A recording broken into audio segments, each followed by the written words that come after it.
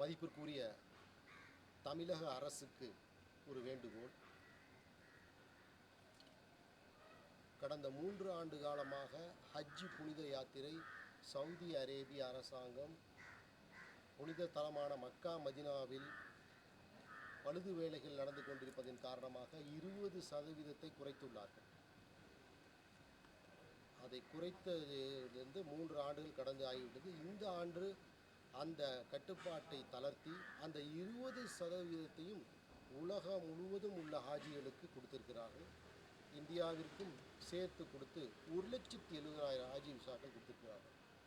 தமிழகத்தை பொறுத்தவரை 3 ஆண்டுகளாக எத்தனை ஹாஜிகள் சென்று கொண்டிருந்தார்களோ அதே தான் இந்த ஆண்டு 3,189 கிடைத்திருக்கிறது. தமிழக அரசு உடனே சிறுபான்மை துறையினர் மூலமாக அரசு மத்திய அரசை கோரிக்கை வைத்து துரிதப்படுத்தி இந்த ஆண்டு கூடுதலாக 1000 ஹஜ் பயணிக்கான விசாவை கேட்டு தரும்படி கேட்டுக்கொள்கிறேன். இரண்டாவது, தமிழக அரசு குறித்து மாண்புமிகு தமிழக முதல்வர்கள் சில தினங்களுக்கு முன்பு எங்களை எல்லாம் அழைத்து இஃப்தார் பார்ட்டி கொடுப்பதற்குள்ளே ரொம்ப சிறப்பாக செய்தார்கள். எங்களெல்லாம் அமர வைத்து அவர் அமர்ந்தார்கள். மற்றற்ற மகிழ்ச்சி.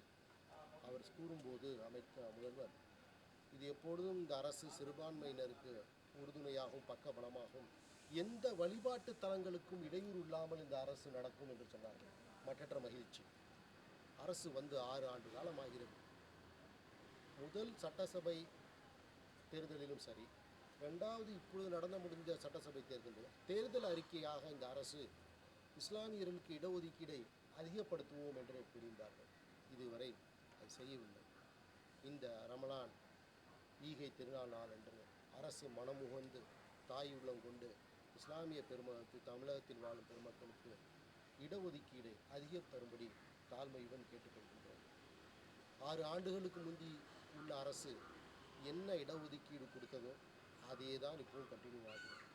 6 ஆண்டுகளுக்கு முந்தி அந்த அரசு எவ்வளவு ஹஜ் பயணிகளை அனுப்பியிருக்கிறார்கள் என்றால், ஒரு உதாரணத்திற்கு 5071 வரை அனுப்பியிருக்கிறார். அதேபோல் இந்த வருஷமும் 5071 வேண்டும் என்று கேட்கவில்லை. ஒரு 1000 கூடுதலாக கிடைத்தால் மற்றற்ற மகிழ்ச்சி அடைவோம் என்பதை தெரிவித்துக் கொள்கிறோம். அஸ்ஸலாமு அலைக்கும்.